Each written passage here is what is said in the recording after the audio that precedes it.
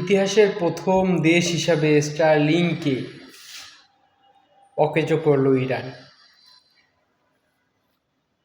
এখন পর্যন্ত স্টারলিংকে কেউ অকেজো করতে পারেনি। এই ফার্স্ট টাইম কোনো দেশ তার নির্দেশে স্টারলিংয়ের ইন্টারনেট ব্যবস্থাকে অকেজো করলো। তাহলে একবার ভেবে দেখুন ইরান টেকনোলজিতে কত দূর এগিয়ে গেছে,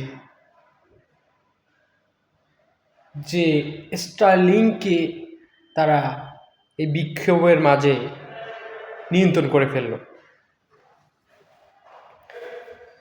এখানে মার্কিন পররাষ্ট্র দপ্তর ইরানে যতগুলো মার্কিন নাগরিক আছে তাদের দ্রুত তাড়াতাড়ি ইরান ত্যাগ করার নির্দেশ দিয়েছে।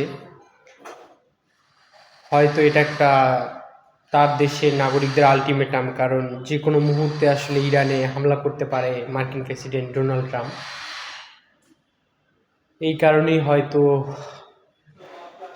তার দেশের নাগরিককে ইরান থেকে সরিয়ে নিচ্ছে এবং মধ্যপ্রাচ্যের মার্কিন ঘাঁটিগুলোতে অনেক বেশি অস্ত্র মজুত করতেছে আমেরিকা। হয়তো কয়েক সপ্তাহের মধ্যে ইরানে আসলে হামলা করতে পারে মার্কিন প্রেসিডেন্ট।